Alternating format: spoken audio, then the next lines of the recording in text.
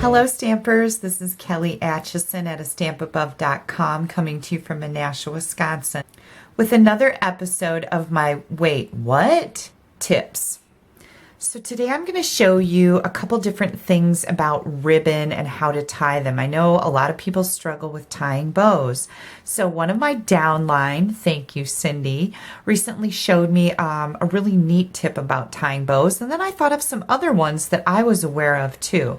So I wanted to give you all of these options and share those with you. So the first thing I'm going to do here is I've just got some scrap pieces of black cardstock to show you this nifty little trick. This was shown to me by my upline years ago. And I just punched a couple holes in this cardstock. So if you're making a card, you would punch a couple holes in it. And I cut my ribbon at a diagonal, so I have a nice point here. And you're going to feed your ribbon through from the bottom up and then back down in the two holes. And then you're going to cross it over, and you can see that hole sticking out there again. Both of your ends need to be cut at a diagonal so you have a point. You're going to pop this back through that hole, and you're going to take this one and pop it back through.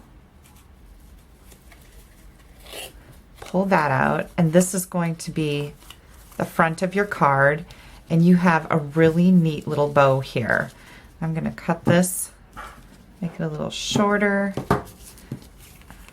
and you can finagle it a little bit to get it to lay down the way you want, but isn't that cute?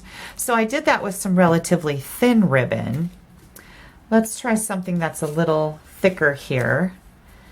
And again, I am going to cut my ribbon at a slant so you have points on both ends. You're going to feed it through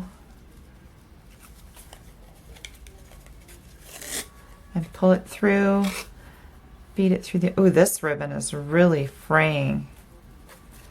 Sometimes that's a pretty neat feature. Okay, so I've got both of these. Cross them over and pull them snug so you can see that hole there. Depending on the size of your ribbon is the size of holes that you're going to need to punch. And you really don't see the holes once you have your bows made, so you don't really need to worry about that. They'll be hidden, your holes will. And again, we're going to finagle that a little bit, and I'm going to cut this at a slant so it looks nice. And this is, I think this is called a tuxedo bow, if I remember correctly. Let's see if I can cut that a little better. There we go.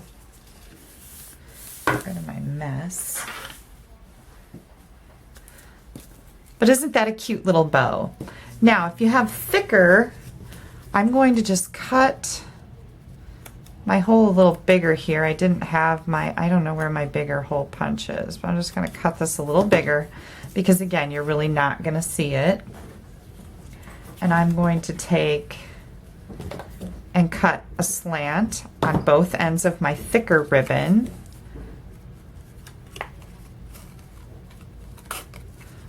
Feed that through.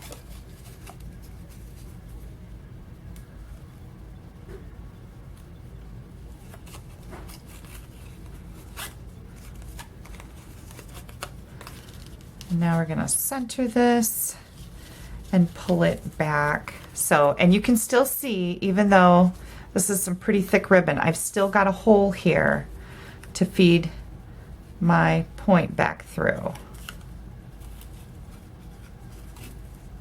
And do the same thing here.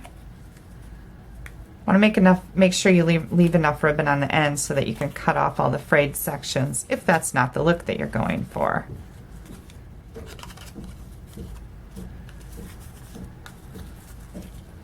So again, this is a nice tuxedo bow made out of a little bit bigger ribbon. And there we go.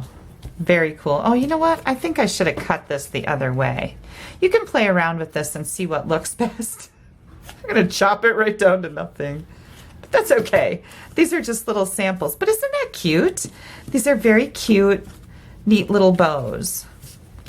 So that's one way to tie a bow without actually tying a bow. Now, the other way that I have,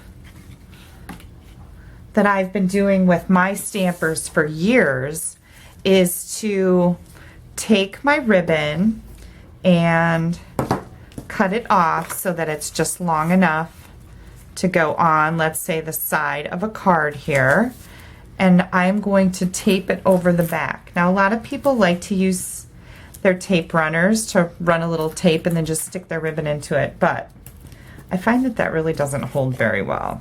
Because I do swaps, I get a lot of swap cards in the mail, and when my swap cards come, if they've done that with the ribbon, just taken, you know, some snail and done this and then stuck their ribbon into it, they're falling apart when they get here. So just know that, people. I like my cards to stay together. And now you're going to take about a 4-inch section, and if you're, you know, doing this at home, you can just leave your ribbon tied on there, and you're going to tie it like this. And I just tied that in a single knot. It's not holding the ribbon together. It's just an additional piece to go on there. And that's also a very attractive way to make a faux bow. How about that? That's a mouthful, faux bow. So this is also nice if you're worried about the thickness of your cards, because you've only got a single knot here, which doesn't make a great big knot that's going to cause a lot of bulk in your envelopes. So there's another way. The other way to tie a bow that's very interesting is to take varying sizes of round objects. So I started to use my pokey tool, but it's rubbery, so you can hang on to it good, and it's kind of sticky, so I don't recommend that. But a pencil will work just fine. We're going to just tie our ribbon around the pencil in a double knot.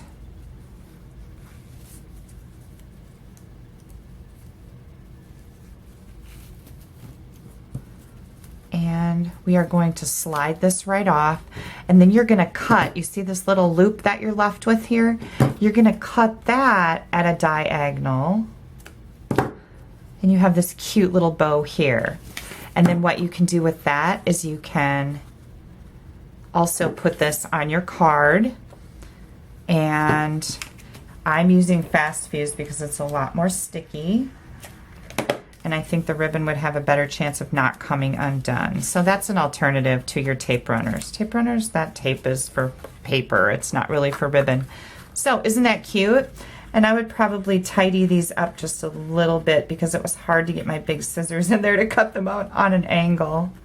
But you can see that with your smaller ribbon, you can go with a much smaller object. Now let's try, this is just a glue stick. And I'm going to, again, tie this in a double knot.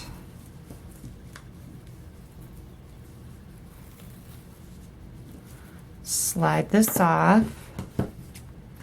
Cut this at an angle. That worked better. My scissors fit in there better. You saw that, right? And then we've got a very nice little bow here. And I'll also put this on my card. My sample card, I should say. I'm just going to pop this around the front.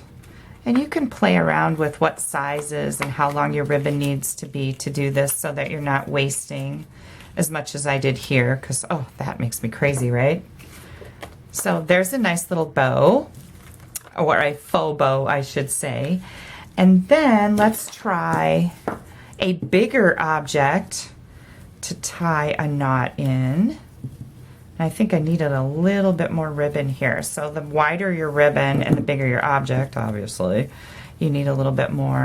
We're going to slide that off and cut that at an angle. And again, well, that didn't really work very good. I think that's just too big. I think if I used bigger ribbon, it would have looked better, but you get the idea, right? We have several different ways here to tie faux bows onto your cards without actually tying a bow. I hope this tip has been helpful for you. Give it a try. If you're making cards with these ideas, send them to me in an email. I really love to see them. If you're not a part of my VIP Facebook group, that's where I share some extra special stuff that doesn't go out on the World Wide Web to everybody. If you place an order with me, you will get to be a member of my VIP group where I share all kinds of ideas with this. You could share your cards on there with everyone in the group. That would be awesome. So if you'd like to get into my VIP group, simply place an order at astampabove.com. If you don't have a Stampin' Up! Demonstrator, I'd sure be happy to earn your business. Pop me an email at kelly@astampabove.com and I can mail you our current catalogs. Thanks so much for checking in on the Wait, What? Wednesday tip.